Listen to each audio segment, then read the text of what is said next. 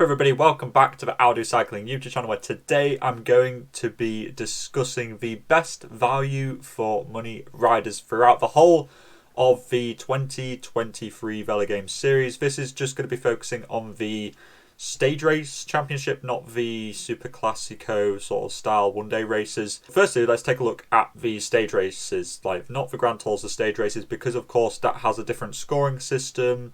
Riders don't get as many points for, winning stages, winning the GC, etc. So I'm going to put these as a bit of like a separate category, because some of these, well, basically all of these don't get into the top points per credit category, which is how we're going to be determining how efficient a rider has been through their points accumulated for every credit that they're worth. These guys literally don't get into the top like 10 or 20, so I feel like they need their own separate bracket to really appreciate how good some of these riders have been. So firstly, some honourable mentions for the stage races. We have Ida Schelling, Max Poole, James Knox, Ilan van Wilder and Marc Soler, who all were hovering around the 60 points per credit bracket. Most of them, three of them costing 6 credits, 2 of them costing 10 credits. Good performances from them, but we have some better performers in the top 10. So starting off in 10th place, we have David Gaudu at Paris-Nice. He accumulated 868 points, costing 14 credits, which gives him a points per credit of 62. He was probably one of the riders who you really needed in your team in that race to be doing well, considering that he was, I think, the second or third highest point scorer in that competition. 9th place was Mateo Sobrero at Itzulia Basque Country, 516 points for a points per credit of, he cost 8 credits, 64.5 points per credit. 8th place, Christophe Laporte at Criterium du Dauphiné. He scored 676 points and he cost you 10 credits, points per credit worth of 67.6. Matteo Cattaneo at the Tour of Polonia scored 407 points, so not a lot of points, but he only cost you 6 credits, so he got a points per credit of 67.8. In 6th place is Tim Vellens, who at the Renewy Tour, of course, won that race. He got 749 points at a cost of 10 credits, giving him a points per credit of 74.9. In 5th place is Matthias Skelmos Jensen at the Tour de Suisse, which was, of course, very much eclipsed by the very sad passing of Gino Mader. But Skelmos did win that race, and he got 1,110 points, costing 14 credits, and that is a points per credit of 79.3. We'll round it up. I'll put this kind of the spreadsheet up towards the end of the video for you guys to look at. 4th place, Leonard Kemner at Tirreno Adriatico. Of course, he finished 4th place in GC there, 2nd in the TT behind Ganna. He got you 636 points at a cost of 8 credits, giving you a points per credit of 79.5. Mauro Schmid at Itzulia Basque Country in 3rd place, 663 points at 8 credits, giving you a points per credit of 82.9 pretty much. In 2nd place, Matej Mohoric in the Tour of Polonia. Of course, he did win that race. 995 points. Cost you 12 credits, so he was a little bit more on the expensive side, I guess, in comparison to some of these. And that gives you a points per credit of 82.9. And in first place for the stage races, the week-long stage races, is Felix Gall in the Tour de Suisse. He got 724 points. He cost 8 credits, which is a points per credit of 90.5. But we'll move on to the Grand Tours now, and you'll see why I kept these guys separate, because 90.5 from Felix Gall is just insane, but you've got some more insane ones in the Grand Tours. So firstly, some honourable mentions. There are more to go through, but I'll try and keep it to 5. So we've got Andreas Leknesund, Rubio and Tom Schoens are all at the Giro d'Italia. All of those cost 6 credits, all of them getting around 160 points per credit. Brian Coquard at the Tour de France, he got about 156 points per credit because he was quite cheap. And then Adam Yates of the Tour de France, 1,868, 12 credits, 155 points per credit. But none of those guys made it into the top 10. In 10th place was Eddie Dunbar at the Giro d'Italia. Unclassified rider, cost you 6 credits, got 986 points for a points per credit of 164.3. this shows why I kept those stage race guys separate, because they were literally just blown out of the water. In ninth place was Marc Soler at the Vuelta a España, 1,342 points. 8 credits, 167.75 points per credit. In 8th place, also at the Vuelta a España, was Andreas Kron, unclassified rider, 1,007 points, cost you 6 credits, giving a points per credit of 167.83.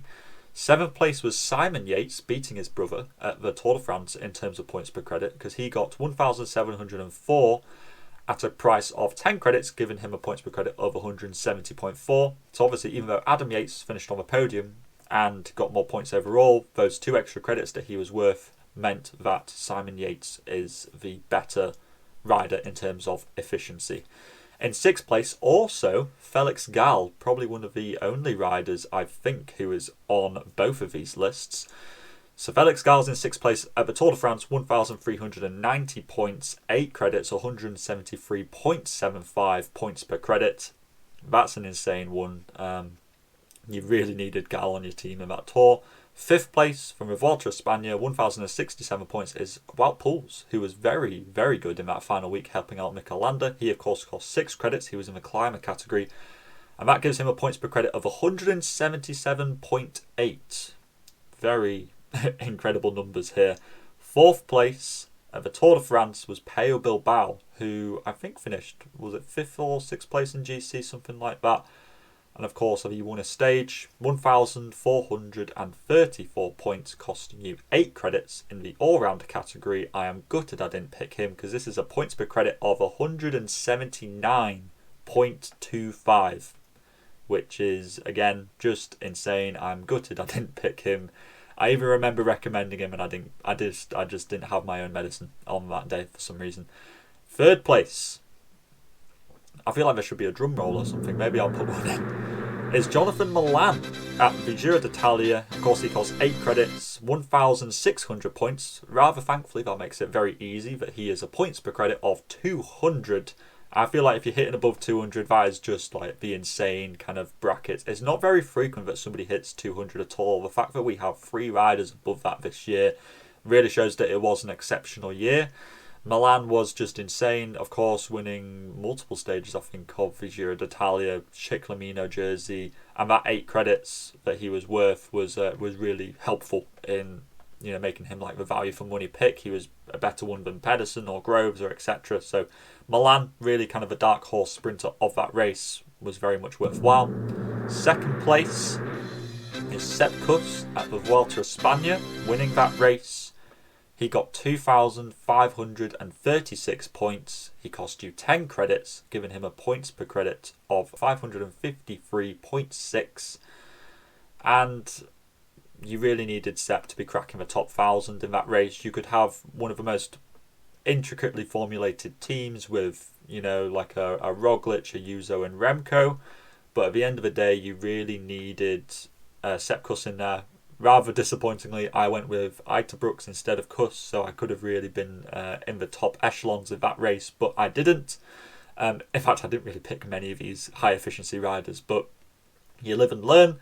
And then, of course, 1st place, you guys probably know who this is if, you were, playing pretty consistently throughout the year.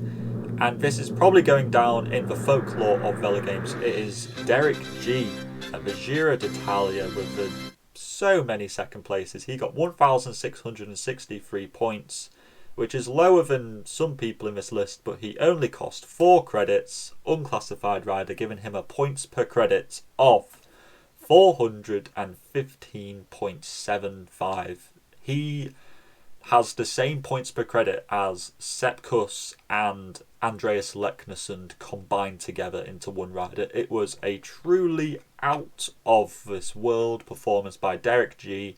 He will, as I say, go down in Velogames lore as probably the most bang for buck rider there has ever been in Velogames history. So yeah, congratulations to Derek G. I think he definitely stole some hearts this year. But let me know in the comments down below, of all of these kind of most efficient riders that I have, pointed out today, who did you have on your team? I don't think I had that many.